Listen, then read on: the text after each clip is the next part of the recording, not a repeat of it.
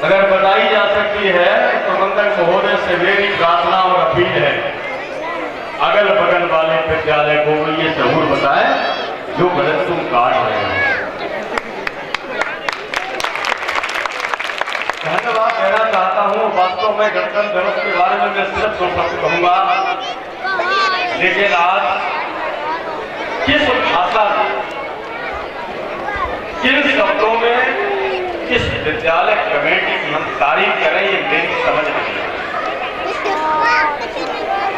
आसपास के काफी विद्यालय हैं जो बिल्कुल पड़ोसी हैं, जिनको हम देख भी रहे हैं, अनुशासन भी देख रहे हैं, बच्चों की संख्या भी देख रहे हैं और जो चर्चाएं हो रही हैं वो भी सुन रहे हैं। हमें ऐसा लग रहा है, अवाकों से हम ये कहना चाहते हैं, जो अवाक यहाँ बैठे हैं उनसे मैं कहना चाहता हूँ कि इस विद्यालय में जरूर कोई ऐसी कला है, ये कला में ये विद्यालय कभी हारेगा नहीं। एक और आपने देखा होगा, शिक्षा विभाग से जुड़ी हुई जिला की प्रथम कुर्सी पर बैठा हुआ नागरिक इस विद्यालय में आपने देखा अमूल्य समय निकालकर ज्यादा से ज्यादा समय देकर विद्यालय से गए। इससे हमें लग रहा है कि विद्यालय की उस जड़ पर पानी डाला जा रहा है जहां से किला पैदा होता है। इसके लिए भी विद्यालय कमेटी को हम धन्यवाद देना चाहते हैं। अनुशासन से भी धन्यवाद इसलिए देना चाहता है कि शायद हमें लग रहा है 11 बजे से कार्यक्रम शुरू हुआ होगा, अभी आप लोग अपनी घड़ियों में देखिए शायद 2:45 के लगभग समय हो गया है। अनुशासन में सभी बैठे हैं, जितने शिक्षक बंधु हैं उनको मैं बार बार धन्यवाद देता। अनुशासन की कड़ी भी आपके पास है। 72वां गणतंत्र दिवस आप लोग मना रहे हैं, 2 शब्दों में अपनी बात हम समझ करेंगे, इसलिए कि छोटा बच्चा अभी हमारे बगल में बैठा ये कह रहा था कि पापा हमें भूख लगी है, इसलिए मैं ज्यादा नहीं कहना चाहता। आपके पीछे ये मूर्ति लगी है, ये लोग दुनिया में नहीं है। सभी बच्चे ध्यान से 1 मिनट में मेरी बात सुने। ये मूर्ति जितनी लगी है ये लोग दुनिया में नहीं है। ये लोग दुनिया में जाने के बाद आप लोगों को इस तरह बैठने का मौका देकर गए हैं। ये वो व्यक्ति हैं जो हमारे पीछे जिनकी मूर्ति, ये वो इंसान है, ये वो व्यक्ति हैं जो दुनिया में नहीं है, जिनने हमें ये बैठने का तौर और तरीका सिखाया है और हमें बोलने के लिए आजाद किया। वो ये व्यक्ति हैं जो मेरे पीछे बैठे हैं। इनमें सिर्फ एक चीज ही जिंदा है।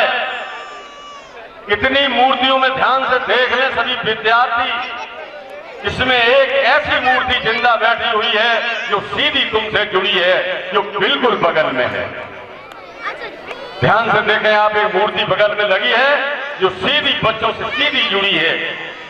वो है, दिखाई दे रही है आपको मूर्ति, ये जिंदा है और कभी नहीं मरेगी, इसकी मृत्यु कभी नहीं हो सकती।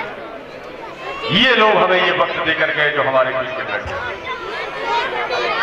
सच्चाई ये है कि वो माताएं जिनने अपने पुत्र खोए हैं, वो बाप जिनने अपने पुत्र खोए हैं, वे लोग हैं ये। नहीं तो ये मनाने, आजादी मनाने का वक्त हमको नहीं मिलता। ये इन लोगों की तारीफ, इनकी कला और इनकी प्राण की आहुति के बाद हमको ये मिली है। सभी लोग अभागों से मेरी बेर अपील और प्रार्थना और निवेदन विनय करता हूं। आप लोग जितना विद्यालय को सहयोग कर रहे हैं, हमें लग रहा है कि जल्दी से जल्दी उठने वाला जिले का प्रथम विद्यालय है। इसलिए कि बहुत से अभिभावक यहाँ पर बैठे हैं, जब इस विद्यालय में पहली बार मेरे छोटे भाई सतनाम सिंह ने इसकी शुरुआत की तो इस विद्यालय को मैं देखने आया था। हमें ताज्जुब लग रहा था कि इतनी बड़ी प्लान सरनाम बना रहे हैं कि अब विद्यालय इतनी बड़ी प्लान से जाएगा। मैंने आकर शुरू में इसको देखा था, सामने जो आपको टीम दिखाई दे रही है, यहाँ पे कमरा पड़ा था, बहुत कम समय लगा है, विद्यालय यहाँ तक पहुंच गया है।